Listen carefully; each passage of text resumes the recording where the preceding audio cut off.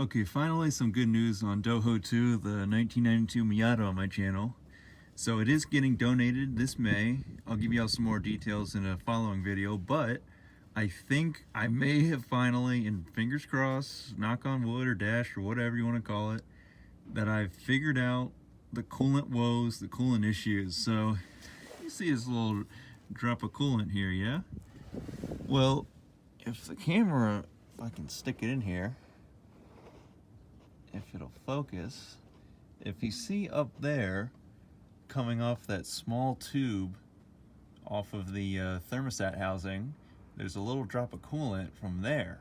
So that tells me that it is not the water pump, because usually water pumps have a weep hole, but on this Miata, on the 1.6 liter motor, the water pump is behind a timing cover case, or a timing cover.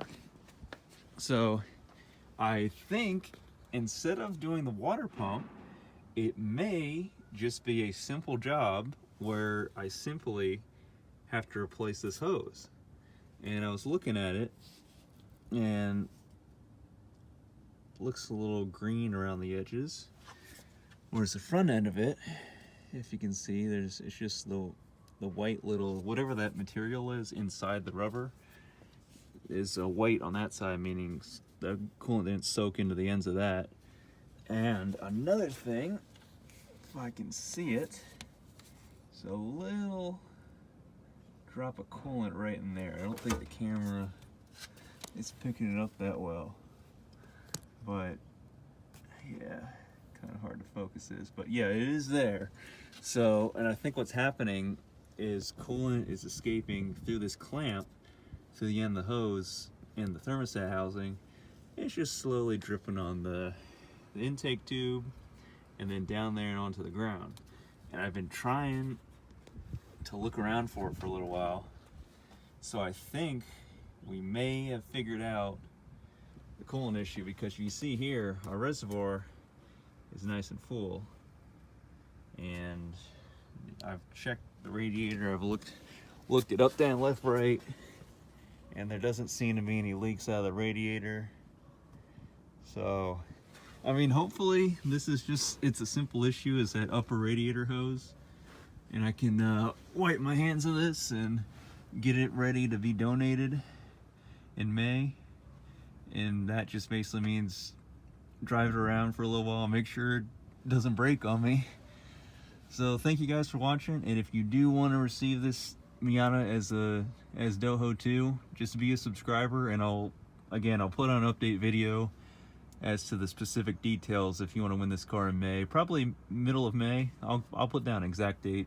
Just stay tuned for that. But if you guys have had any coolant problems, leaks on your Miata or even in your cars, let me know in the comments below, because I definitely know how frustrating it is to deal with that, especially if you're trying to track it down, because it could be multiple things. So anyways, thanks for watching. I'll see you later.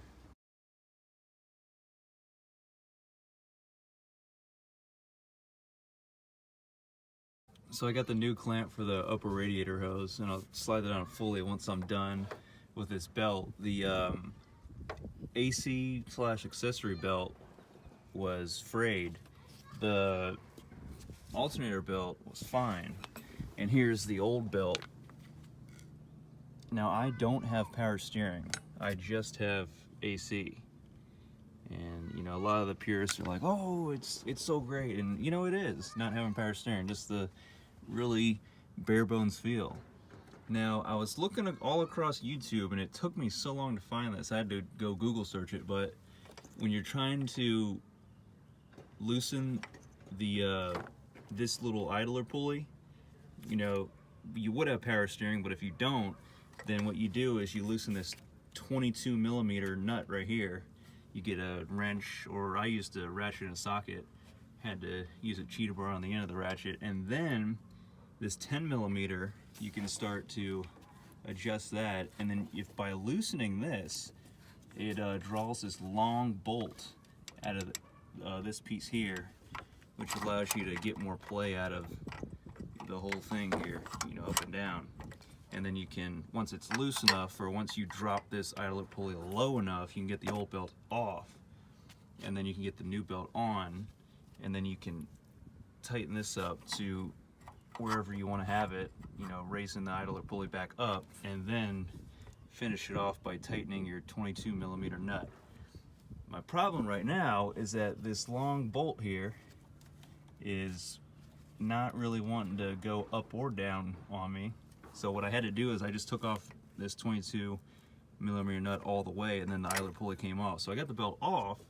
Now I'm trying to get it back on, and I need this idler pulley to go lower. I'm gonna try to sneak the belt on with it kind of cocked at an angle like this, so we'll see what happens. But I'm just afraid if I put any more force on this 10mm, you know, bolt head, that I'm gonna snap the bolt head right off. But we'll see what happens. But anyways, those two quick fixes, and I should be back up and running. Hopefully no more coolant leaks, you know. Tap on radiator. So I got the new belt on, and that tensioner, 6mm thick threads, I knew it was gonna break the bolt head off, which I did. So what I did is I tapped the hole for 1/4 inch instead of, you know, just slightly bigger than 6mm, and there's enough play in the hole in the bracket for a 1/4 inch bolt to go through there with no problem. Don't have to mess with that. And then I grabbed a 4-inch piece of all thread and then a nut, and then welded the nut on the ends of the all thread to act as a bolt head. And so now got that in there, belt's nice and tight. So now I'm just gonna put the intake tube on, and then tighten up my clamp after I do that, and we should be good to go. Well, moment of truth.